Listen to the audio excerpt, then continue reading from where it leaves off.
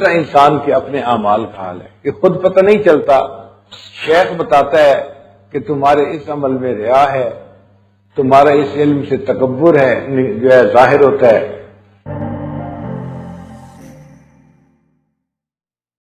کہ ہم اپنے عیبوں کو کیسے پہچان سکتے ہیں؟ اس کے 4 طریقے ہیں. پہلا طریقہ کہ انسان کسی اللہ والے کے ہاتھ میں اپنا ہاتھ دے. اگر ایک آدمی اندھا ہے، راستہ نظر نہیں آتا، تو اس کے لیے حل یہ ہے کہ کسی بینا کے ہاتھ میں اپنے ہاتھ پکڑا دے. بینا اس کو منزل پہ پہنچا دے گا. جائے استاد خالی، استاد کی جگہ خالی ہوتی ہے، تو بندہ عالم ہو یا نہ ہو، کسی نہ کسی اللہ والے کے ہاتھ میں اپنا ہاتھ دے دے تو اس سے اس کی اصلاح آسان ہو جاتی ہے. بعض اوقات شیطان ذہن میں ایک وسوسہ ڈالتا ہے ہم اپنی اصلاح خود کر سکتے ہیں، ہم علم والے ہیں. انسان اپنی اصلاح خود نہیں کر سکتا، اس کو اپنی غلطیاں نظر ہی نہیں آتی. اور اس کی دلیل کیا ہے؟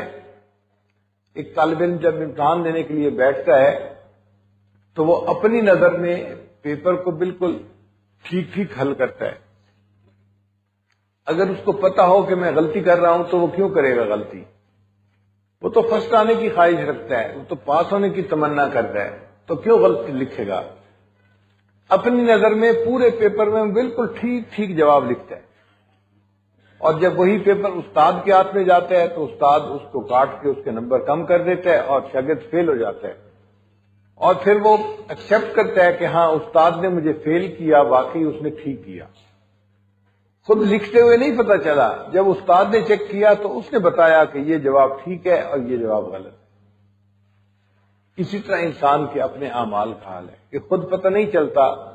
شیخ بتاتا ہے کہ تمہارے اس عمل میں ریا ہے، تمہارا اس علم سے تکبر ہے، جو ہے ظاہر ہوتا ہے، تمہاری یہ بات تمہاری اس بیماری کی علامت ہے. تو یہ سب باتیں شیخ بتاتا ہے جس سے انسان کے لیے پھر اپنی اصلاح کرنا آسان ہو جاتا ہے. تو اپنے عیب معلوم کرنے کا پہلا طریقہ شیخ کامل کی صحبت میں رہنا. اور دوسرا طریقہ یہ ہے کہ کسی نیک بندے کو اپنا دوست بنا لینا. جس آدمی کے دوست نیک ہوتے ہیں وہ اس کو نیکی کے اوپر رکھتے ہیں، کھینچتے رہتے ہیں. بھئی آپ نماز میں نظر نہیں آئے، مسجد میں کہاں تھے؟ تو انسان باجماعت نماز پڑھتا ہے، دین کے کام میں لگا رہتا ہے. حدیث مبارکہ ہے المرء علی دین خلیلہ، انسان اپنے دوست کے دین پر ہوتا ہے. اللہ تعالیٰ نے صحابہ کرام کا تربیتی مزاج بنایا تھا. وہ ایک دوسرے کو تربیت اور اصلاح کی باتیں کرنے میں کوئی حجاب محسوس نہیں کرتے تھے. جو کرتا تھا ہمدردی کے ساتھ کرتا تھا، اور جس کو کی جاتی تھی وہ اس کو اپنا محسن سمجھتا تھا کہ اس نے میرے ساتھ بھلا کیا، احسان کیا کہ مجھے میرے عیب سے مطلع کر دیا. آج تو آپ کسی بندے کو بتائیں کہ یہ آپ ایسے نہیں ایسے کیا کریں، وہ اپنے آپ وہ سمجھتا ہے کہ یہ میرا دشمن بن گیا ہے. میں اسے سمجھوں ہوں دشمن جو مجھے سمجھائے ہے. ماں باپ بچے کو سمجھاتے ہیں، بچہ ماں باپ کو دشمن سمجھتا ہے. بڑا بھائی سمجھاتا ہے چھوٹے کو، چھوٹا بڑے بھائی کو دشمن سمجھتا ہے. لیکن صحابہ کرام کا مزاج ایسا تھا کہ ان کو اگر کوئی بات بتاتا تھا تو وہ اس کو اپنا محسن سمجھتے تھے. حضرت عمر رضی اللہ عنہ فرمایا کرتے تھے کہ جو شخص میرے پاس میرے عیبوں کا تحفہ لائے گا میں اس کے لیے بخشش کی دعا کروں گا. جو شخص میرے پاس میرے عیبوں کا تحفہ لائے گا میں اس کے لیے بخشش کی دعا کروں گا. آج ہمیں کوئی ہماری غلطی بتائے تو ہم فوراً ناراض ہونا شروع ہو جاتے ہیں. ان حضرات کا ریسپانس دیکھو کیسا تھا. جو شخص میرے پاس میرے عیوب کا تحفہ لائے گا میں اس کے لیے بخشش کی دعا کروں گا. تو انسان اپنے دوست سے، اپنے بھائی سے بھی اپنی اصلاح کا کام لے سکتا ہے. اور ایک تیسرا طریقہ ہے اپنے عیبوں کو معلوم کرنے کا، وہ ہے دشمنوں کی زبانی عیب معلوم ہونا. ہر بندے کے کچھ دشمن، مخالفین، حاسدین ہوتے ہیں، اور انہوں نے بندے کے اوپر خوردبین لگائی ہوتی ہے، مائکروسکوپ لگائی ہوتی ہے، اور اس کی چھوٹی چھوٹی چیزوں کو بڑا کر کر کے وہ پیش کر رہے ہوتے ہیں. تو ان کے ذریعے سے بھی بندے کو اپنے عیبوں کا پتہ چلتا ہے. بعض بزرگوں نے کتابوں میں لکھا ہے جب اللہ تعالیٰ کسی بندے کی دعا قبول کرتے ہیں اس کے اوپر تھانے دار کو متعین کر دیتے ہیں. تھانے دار کا کیا مطلب؟ قریبی دوستوں میں، عزیزوں میں، رشتہ داروں میں کوئی بندہ ایسا ہوتا ہے جو ان کی ایک ایک بات پہ نظر رکھتا ہے اور اچھائی بیان کرے یا نہ کرے ان کی برائی ضرور بیان کرتا ہے. تو یہ جو تھانے دار متعین ہیں ان سے بھی انسان فائدہ اٹھائے کہ بھئی اگر وہ کوئی بات کر رہے ہیں تو انہوں نے پر کا ہی پرندہ بنایا ہوگا تو پر کیوں تھا، مجھے پر کو بھی ختم کرنا ہے. تو ان حاسدین اور مخالفین کی زبانی بھی انسان اپنے عیب معلوم کر سکتا ہے. چوتھا طریقہ ہے دوسروں کی غلطیوں سے عبرت پکڑنا.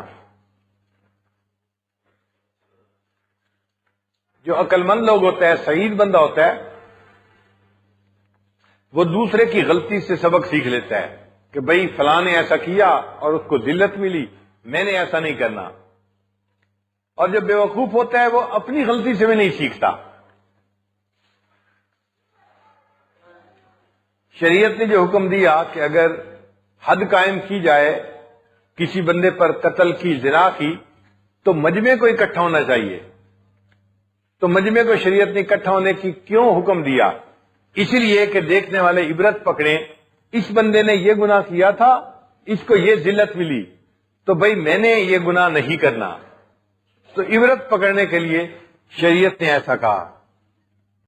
نبی علیہ السلام نے ارشاد فرمایا، حدیث مبارکہ ہے، الدنیا جیفتن، کہ دنیا ایک مردار کی مانند ہے، وطالبها کلاب، اور اس کا جو طلبگار ہے دنیا کا اس کی مثال کتے کی مانند ہے.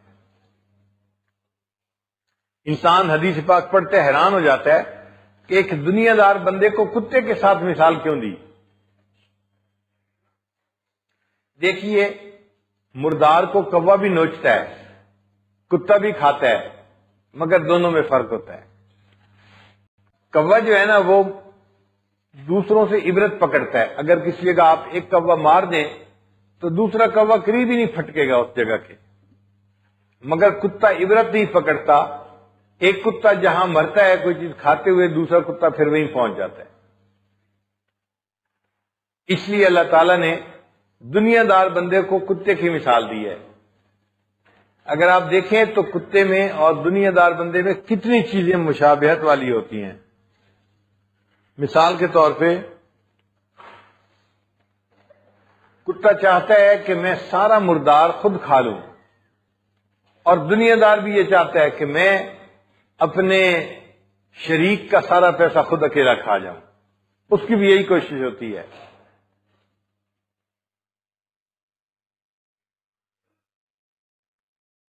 کتا گوشت بھی کھاتا ہے اور ہڈیوں کو بھی چوستا ہے، اور دنیا دار بندہ وہ بھی اس کا مال بھی کھاتا ہے اور اس کے اوپر سود بھی کھا جاتا ہے.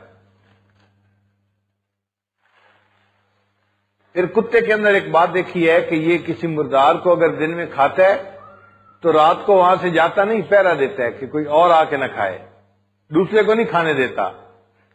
اور دنیا دار بندے کا بھی یہی حال ہے، وہ اگر کسی کا پیسہ کھاتا ہے تو خود کھاتا ہے، دوسرے بندے کو اس کا پیسہ نہیں کھانے دیتا. تو مشابہت بہت ہے آپس میں. اس لیے محدثین نے لکھا کہ نبی علیہ السلام نے دنیا دار بندے کی مثال کتے کے ساتھ دی ہے.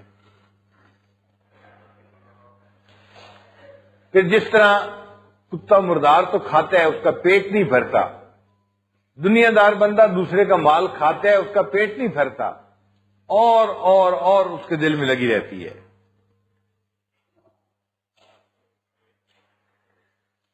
ہمارے بڑے دیوار پہ لکھی بات سے عبرت پکڑ لیا کرتے تھے. لقمان حکیم سے کسی نے پوچھا کہ آپ اتنے دانا کیسے بنے؟ آپ کو جو دانائی ملی، جس کا تذکرہ قرآن مجید میں اللہ نے کیا ہے، اتنی تو دانائی تھی نا ان کے اندر. تو ان سے کسی نے پوچھا جی کہ آپ کو یہ دانائی کیسے ملی؟ انہوں نے جواب دیا، میں نے ہمیشہ دوسروں کی غلطیوں سے سبق سیکھا. فلاں بندے نے یہ کام کیا، غلطی ہوئی، میں نے آج کے بعد یہ غلطی نہیں کرنی. غلطی کوئی کرتا تھا، سبق میں سیکھتا تھا، اس کی وجہ سے اللہ نے مجھے دانائی عطا فرما دی۔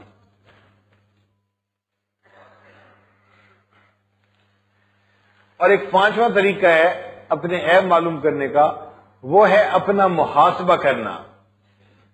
حاسبو قبل ان تحاسبو، حدیث پاک میں فرمایا کہ تم اپنا محاسبہ کرو اس سے پہلے کہ تمہارا محاسبہ کیا جائے۔ تو انسان اپنے بارے میں خود سوچے بیٹھ کے، اللہ تعالیٰ بندے پر مہربانی فرما دیتے ہیں اور اس کے عیب اس کی نظر میں واضح فرما دیتے ہیں۔ ایک عالم نے برہان الدین غریب رحمۃ اللہ سے کہا کہ حضرت، میں اپنے جتنے عیبوں کی اصلاح کرتا ہوں مجھے اپنے اندر اتنے عیب اور نظر آتے ہیں، پھر ان کی اصلاح کرتا ہوں تو اور اپنے اندر عیب نظر آتے ہیں۔ تو انہوں نے جواب دیا کہ مومن کامل کی پہچان یہی ہے، وہ جتنے عیبوں کو درست کرتا جاتا ہے اتنے عیب اور نظر آتے ہیں، اللہ اس کو اس کے عیب دکھاتا ہے تاکہ میرے بندے کی اصلاح کامل ہو جائے۔ عجیب بات ہے کہ انسان کو دوسروں کے عیبوں کا شک ہو جائے تو انسان دوسروں سے نفرت کرنے لگ جاتا ہے، اور اپنے عیبوں کا یقین ہوتا ہے پھر بھی اپنے نفس سے محبت کرتا ہے۔ دوسروں کا شک ہونے پہ ان سے نفرت کرنی شروع کر دیتا ہے، اور اپنے عیبوں کا یقین ہوتا ہے پھر بھی اپنے نفس سے محبت کرتا ہے۔